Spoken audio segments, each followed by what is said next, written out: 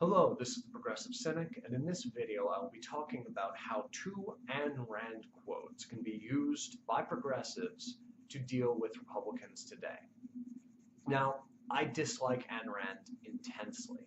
I find her to be a sociopathic, idiot, who is also an intense hypocrite in the regard that she spent her entire career decrying the evils of socialism and calling everyone who receives some help from the government parasites, but then goes on and takes entitlement programs when she retires and realizes, oh, wait a minute, this free market thing is really bad for me because, well, I would be poor if I didn't take this government handout.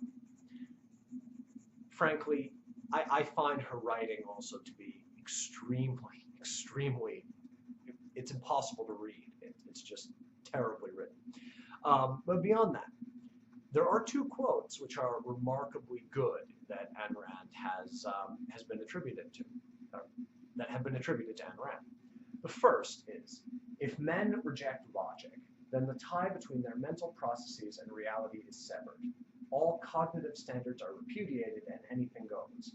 Any contradiction on any subject may be endorsed and simultaneously rejected by anyone as and when he feels like it.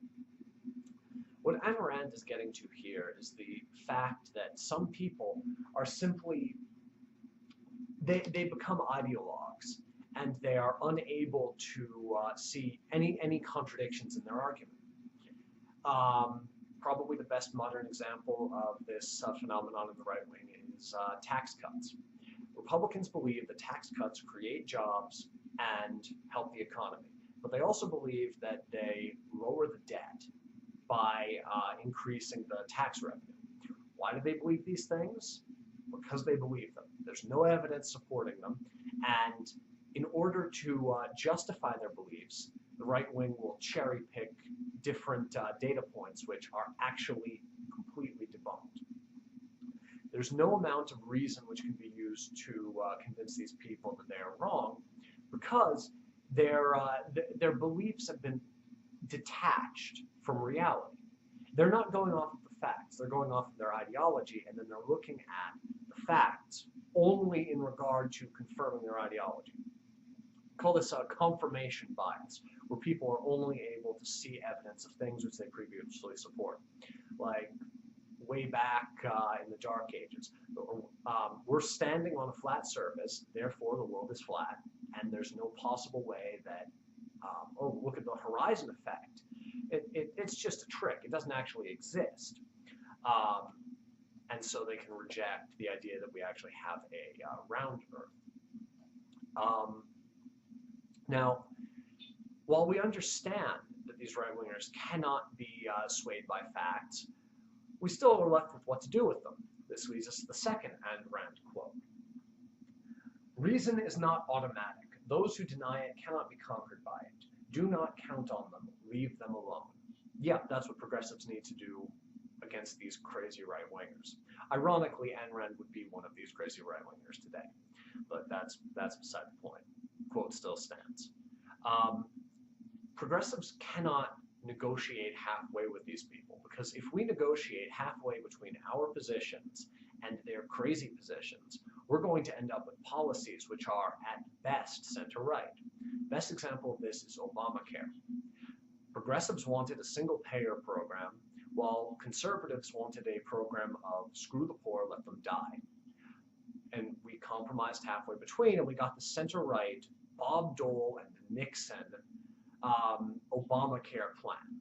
It's a market-based plan which uses incentives and mandates in order to facilitate people being covered, instead of just cutting out the middleman and using the government as a single-payer government option.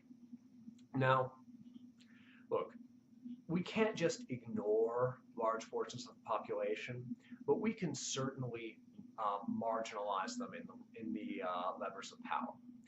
Crazy people should not be given the ability to manipulate Congress or the legislature as a whole. Yeah, there are always going to be some crazy Tea Party folks from some district in, say, Iowa or Kansas or Mississippi. It's unavoidable, and, well, you can't say who people are going to vote for. You can't just disqualify duly elected representatives because they happen to be lunatics and because they were elected by lunatics. Those lunatics are Americans with equal rights to vote. That said, we can completely disregard their policy concerns in debates over real-life issues. Let them sit off in the corner and yell, while sane people actually get the work done. It may not be nice, but that's the only way we can actually get things to work. In short, stop catering to the right-wing fringe. Stand proud of progressive ideals and just don't let these crazy right-wingers' criticisms or general gesticulations against you phase you. It doesn't matter what you do. They're going to hate you anyways, and they're going to find some way to call you a socialist. They're wrong, and eventually, if you get your policies through, everyone will realize that they're wrong, and they will become marginalized even further, and eventually they will not be elected. We saw this with Social Security, where progressives passed it to the great dislike of the right wing, and years passed, turned out to be a great program. Now everyone is willing to protect it under pain of political death. I mean, if you want to attack a politician, you say they're attacking Social Security, because everyone loves it. That's simply what we need to do. Thank you. This has been The Progressive Cynic. Please follow my blog, theprogressivecynic.com, and my YouTube channel.